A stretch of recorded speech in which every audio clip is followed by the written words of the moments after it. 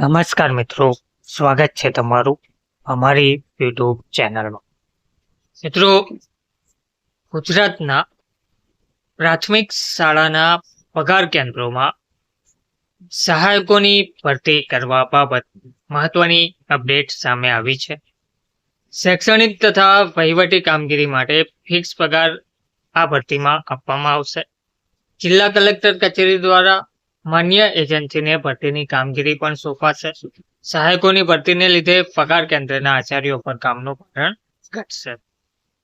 તો ગુજરાતમાં 10 જેટલી પ્રાથમિક શાળાઓનું પગાર કેન્દ્ર એક શાળામાં હોય છે. જે શાળામાં પગાર કેન્દ્ર હોય તેવી શાળાના આચાર્ય પર કામનું ભારણ વધતું હોય છે.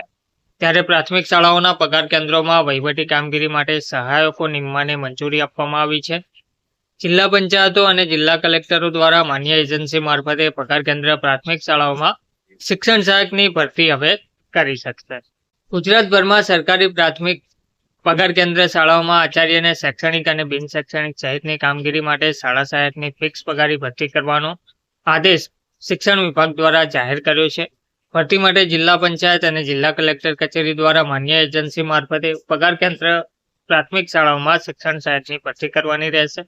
રાજ્યના શિક્ષણ વિભાગ દ્વારા 8 થી 10 પ્રાથમિક શાળાઓનું શૈક્ષણિક અને વહીવટી કામગીરીના નિયમન માટે સરકારી પ્રાથમિક પગાર કેન્દ્ર શાળા બનાવવામાં આવી છે. પગાર કેન્દ્ર પ્રાથમિક શાળાના માધ્યમથી તાબાની 8 કે 10 પ્રાથમિક શાળાઓના આચાર્ય અને શિક્ષકોનો પગાર કરવાની સાથે સાથે સરકારી કચેરી દ્વારા કરેલા આદેશ પણ શાળાઓમાં પહોંચતા કરવાની સાથે સાથે સરકારી કચેરી દ્વારા શાળાની માહિતી પણ મોકલવાની કામગીરી પગાર કેન્દ્ર પ્રાથમિક શાળા દ્વારા કરવામાં આવે છે. પરંતુ પગાર કેન્દ્ર પ્રાથમિક શાળાઓમાં આ તમામ કામગીરી શાળાના આચાર્ય દ્વારા કરવામાં આવતી હતી. તેનાથી અનેક ભૂલો તેમજ કામગીરી સમયસર નહીં થવા સહિતના પ્રશ્નો ઊભા થતા હતા. ત્યારે સરકારી પ્રાથમિક પગાર કેન્દ્ર શાળાઓના આચાર્યોને શાળાનું મોનિટરિંગ કરવાની સાથે સાથે શૈક્ષણિક અને બિન શૈક્ષણિક કામગીરી કરવાની હતી.